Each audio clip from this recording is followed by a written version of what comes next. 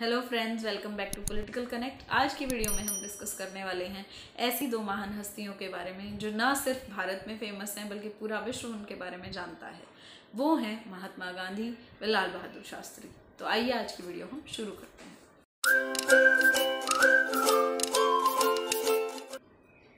किसी ने ठीक ही कहा है, संघर्ष में कोई निखर जाता है तो कोई बिखर जाता है।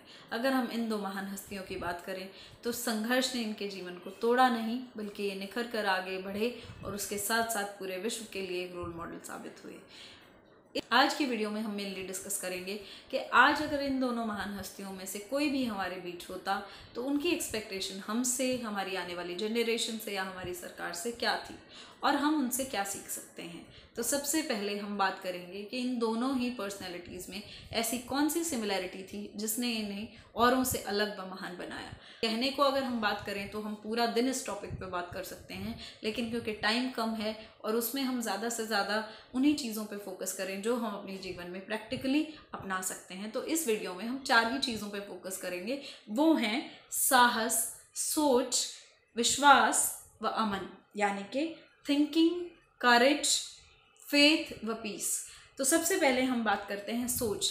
कुछ भी अगर आप ज़िंदगी में करना चाहते हैं तो सबसे पहले उसके पीछे एक थॉट प्रोसेस होना ज़रूरी है। अगर आपने सोच लिया कि बाकी सब कर सकते हैं, मैं इस काम को नहीं कर सकता, तो आप वहीं फेल हो गए। लेकिन अगर आपने सोच लिया कि दुनिया में ऐसी कोई चीज़ नहीं है जो मैं नहीं कर सकता, तो आप ज़रूर इसमें जीतेंगे। और इसी सोच के साथ ही, इसी सोच की वजह से ही महात्मा गांधी ने ना सिर्फ देश की आज़ादी में बल्कि हमारी थॉट प्रोसेस में पूरे वर्ल्ड में एक नई मुहिम चलाई, वो भी अहिंसा के नाम पर, कि बिना लाठी और बिना डंडे की चोट के भी किसी को हराया जा सकता है। दूसरी चीज़ अगर हम बात करें जो इनसे हम अपना सकते हैं वो है करेज, यानी कि साहस।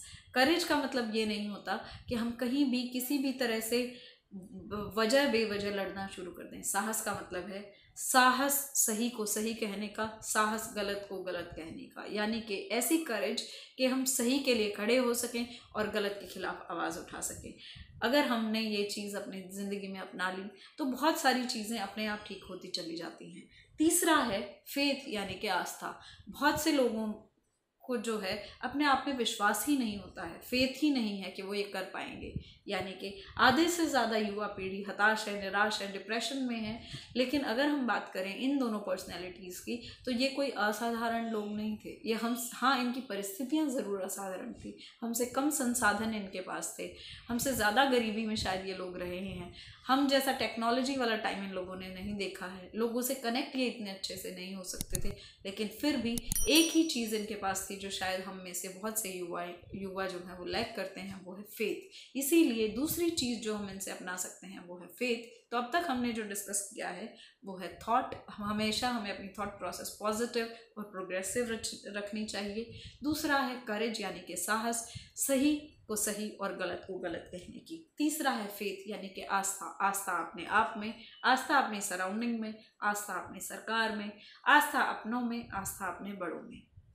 तो ये फेथ ही है जो हमें किसी भी तरह से आगे बढ़ा सकती है। नहीं तो आज से 10 साल पहले, आज से 50 साल पहले, आज से 100 साल पहले क्या कभी किसी ने सोचा था कि यूट्यूब जैसी कोई चीज़ होगी और इस तरह से रिवोल्यूशनरी चेंज लाएगी और हर कोई अपने विचार इतने खुल करके किसी से भी कनेक्ट होकर के कर पाएगा। तो फेथ बहुत इंपॉर्टेंट है। अगला है अमन, यानी कि पीस। ये एक ऐसी थियोरी थी जो इन लोगों ने ना सिर्फ अपने जीवन में अपनाई, लेकिन अगर बात करें आज की और आज ये हमारे बीच होते तो शायद यही एक ऐसी चीज़ है जो ना सिर्फ ये हमारे देश में लाना चाहते बल्कि पूरा विश्व जो है वो पीस को लेकर के स्ट्रगल कर रहा है। वर्ल्ड पीस एक बहुत बड़ा इशू है। पीस का मतलब सिर्फ ये नहीं है कि वहाँ लड़ाई ना हो। टेररिज्म अगर एक बहुत बड़ा मुद्दा है तो कोरोना वायरस से के खिलाफ जो हम लड़ाई लड़ रहे हैं वो भी एक मेडिकल पीस को डिस्टर्बेंस क्रिएट करने वाला इशू है।